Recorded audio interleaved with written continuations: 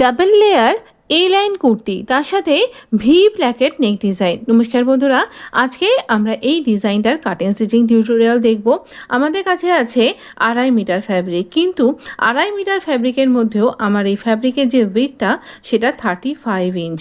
তো এত কম আমাদের কাছে ফ্যাব্রিক রয়েছে, এই দিয়েও আমরা সুন্দর একটা কুর্তি তৈরি করব। কিন্তু কুর্তিটার লেন্থটা একটু শর্ট হবে, কিন্তু আপনি যে কোনো কিছু দিয়ে এটা ওয়্যার করতে পারবেন, ভীষণ স্টাইলিশ দেখতে লাগবে।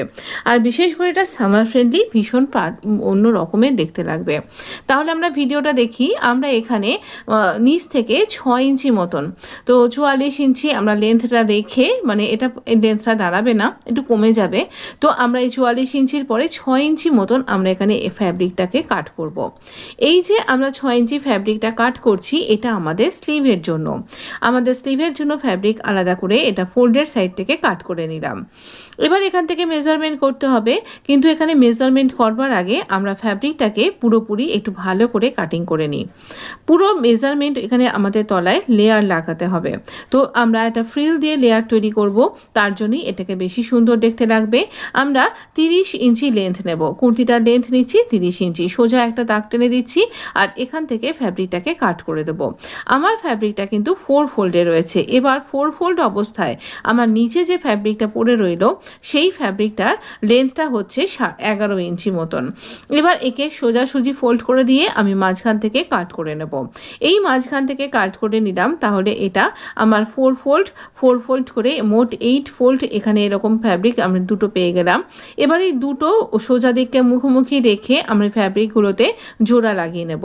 অনেকখানি বড় একটা লম্বা একটা ফ্যাব্রিক হবে। আপনার এটা ছোট বড় হলেও কোনো অসুবিধা নেই, আপনি আপনার প্রয়োজন মতন ফ্রিলটা দেবেন। তো এখানে একদিকে আমি স্টিচ করেছি আর ফোল্ড করে, আর একদিকে কিন্তু আমি পিকো করেছি, আমি দেখিয়ে দেব। এখানে 8 ইঞ্চি শোল্ডার নিলাম, 1/2 ইঞ্চি ড্রপ নিলাম, 8 ইঞ্চি আর্ম রাউন্ডের জন্য রাখলাম। এবার এখানে সোজা একটা দাগ টেনে দেবো।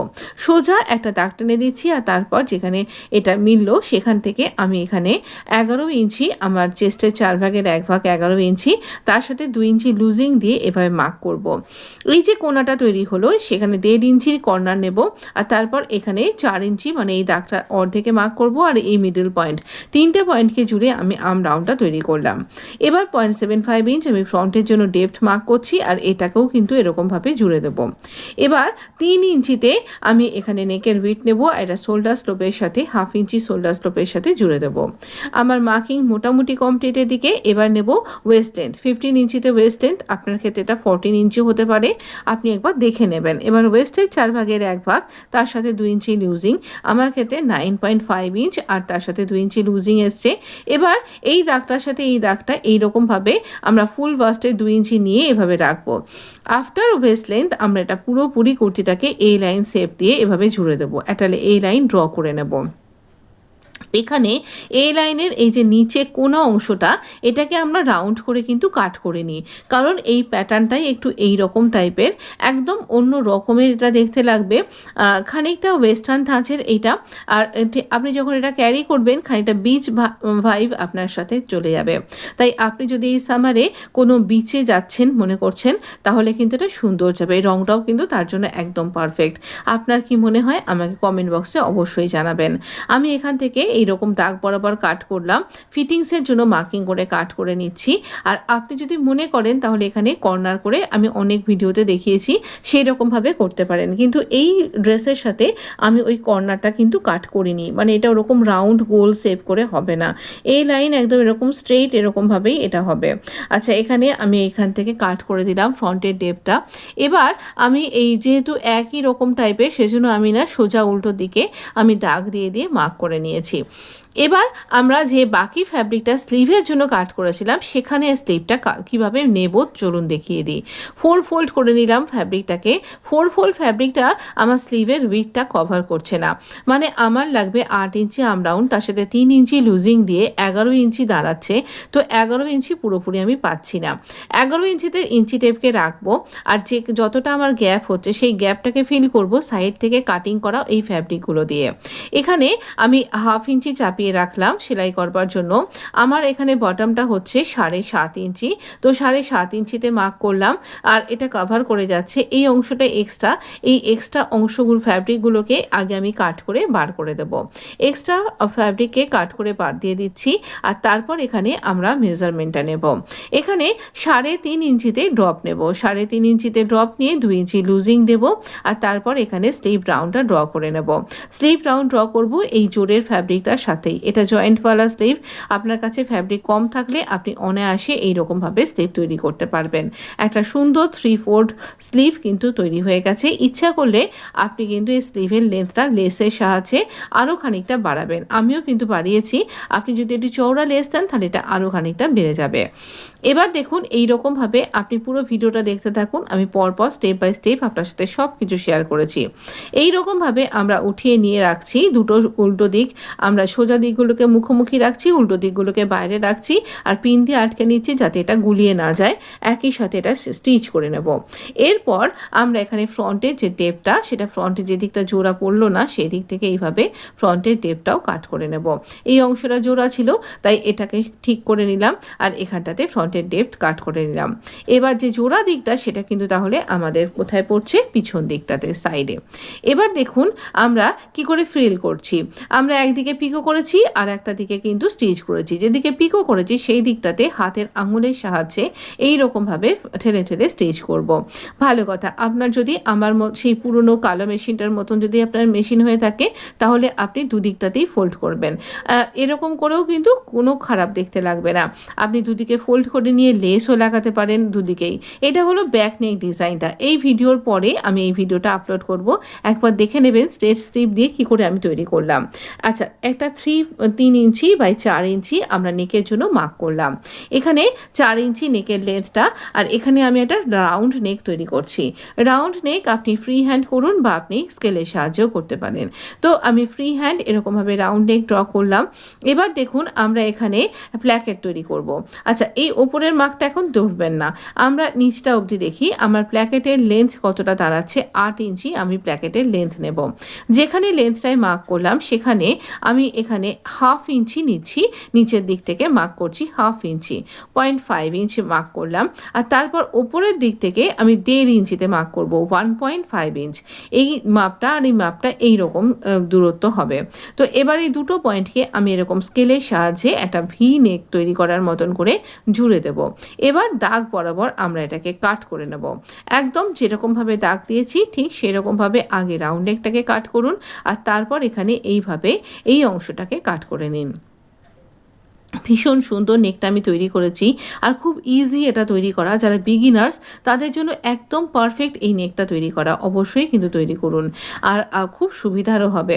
এবার দেখুন আমরা নেকটাকে খুলে নিয়েছি, এটা সোজা দিকই রয়েছে কিন্তু। এবার একটা স্ট্রেট স্ট্রিপ নিয়েছি, স্ট্রেট স্ট্রিপটা আমি পুরোটা খুলে দেখিয়ে দিচ্ছি। এটা ফোল্ড করে আয়রন করে নিয়েছি। এটা পুরোটা রয়েছে আমার কাছে 2.5 ইঞ্চি, 2.5 ইঞ্চ আমার স্ট্রিপটা।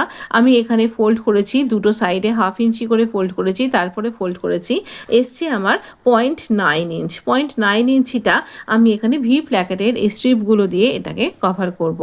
তো এখানে আমি দুটো দিকের জন্য স্ট্রিপটাকে মাঝখান থেকে কাট করব।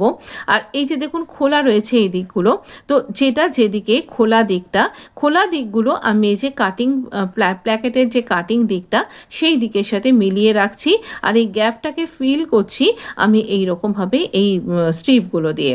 আমি একটু করে স্ট্রিপ বাইরে বার করে রাখছি, সামান্য 1/2 ইঞ্চি মতন করে বার করে রাখছি। এই দেখুন। এরপর আপনার যদি বুঝতে অসুবিধা হয় আপনি স্লো মোশনে দেখুন আর জুম করে নিন। আচ্ছা, আমি যথেষ্ট মানে একটুখানি জুম করেই দিয়েছি। এই দেখুন এরকমভাবে বার করে রেখেছি, যেখানটা পিন দিয়ে রেখেছি দাগ দিয়ে। এবার আমি আপনাকে চক দিয়ে দেখিয়ে দেবো এইখানটাতে স্টিচ করতে হবে। তো পিনটা সরিয়ে নেব আর এই পিন যেখানটায় দেওয়া ছিল সেই জায়গাটাতে আমরা স্টিচ করব। একদম ভালো করে এখানটা স্টিচ করুন, একদম একদম আপনি দুবার করে এখানটা স্টিচ করবেন। এইরকমভাবে স্টিচ করছি। ওপরে কিন্তু আমার তলার ফ্যাব্রিকটা, কুর্তির ফ্যাব্রিকটা 1/2 ইঞ্চি কিন্তু এক্সট্রা রয়েছে।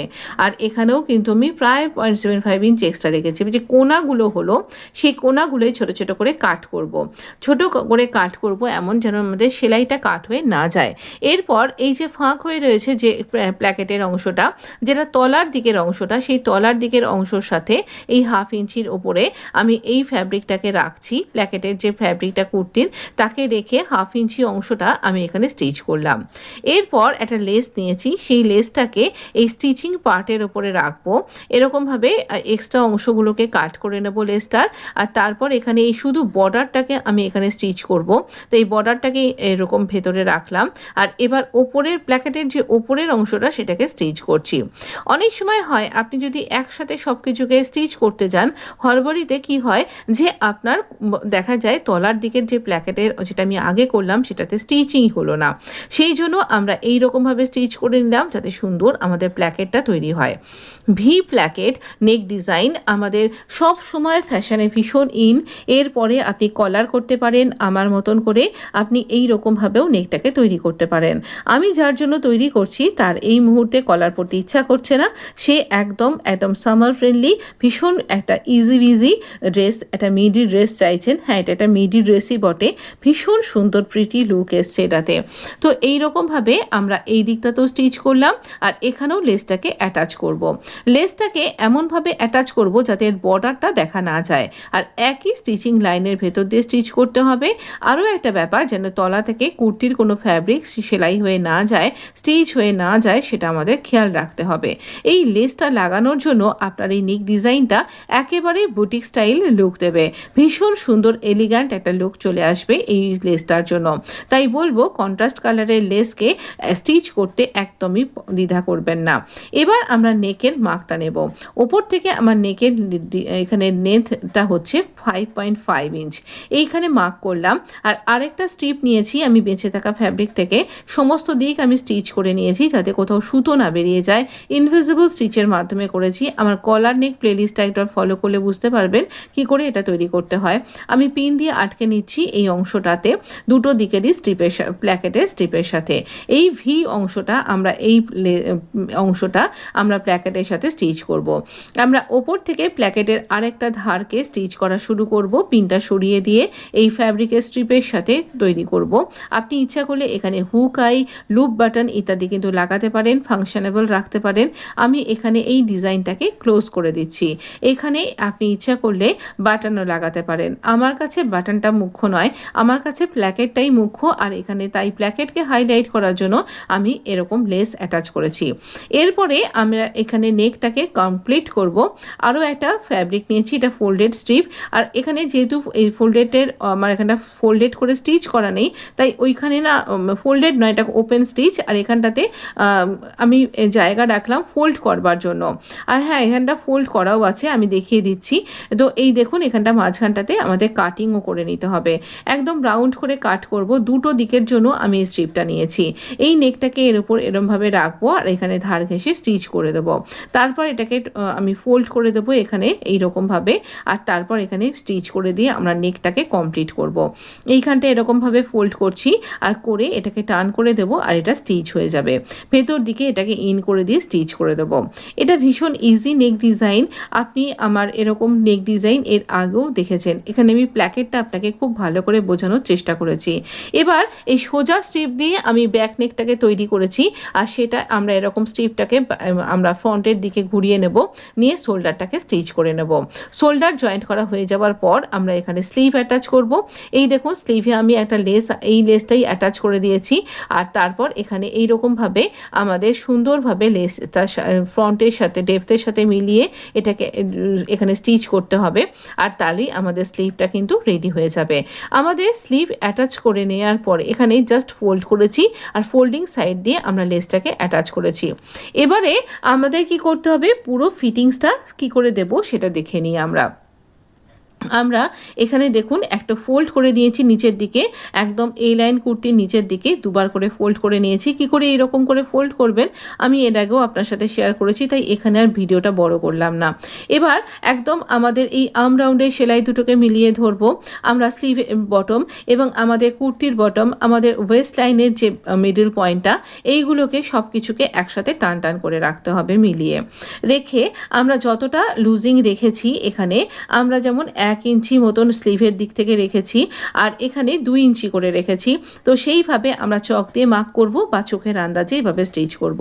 ওয়েস্ট লাইন পর্যন্ত আমাদের ফিটিংস থাকবে আর তারপরে কিন্তু একদম জাস্ট দুটো ফ্যাব্রিককে একসাথে ধরে জুড়ে দেব। আপনি ইচ্ছা করলে ডাবল স্টিচ করতে পারেন বা পিকো করতে পারেন।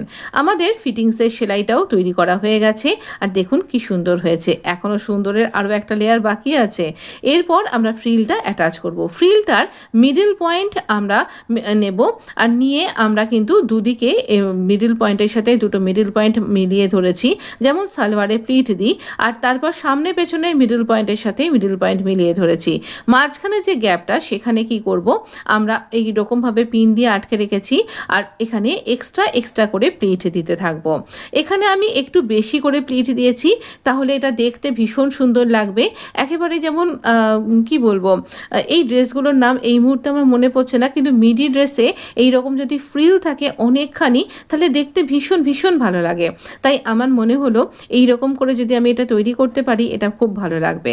ভালো কথা, আমি এখানে পিকো যে দিকটা, সেই পিকো করা দিকটাকে উপরে রেখেছি আর যে স্টিচিংয়ের মাধ্যমে আমি ফ্রিলগুলোকে তৈরি করেছিলাম সেই স্টিচিং লাইন বরাবরই আমরা স্টিচ করব। ওই ঠিক যেখানটা আমরা ফোল্ডটা করেছি তার ঠিক 1 সুতো উপরে বা ওর উপর দিয়ে, না ওর উপর দিয়ে করবেন না, তাহলে অনেকটা মোটা হয়ে যাবে, মেশিনে জ্বালাতে অসুবিধা হবে।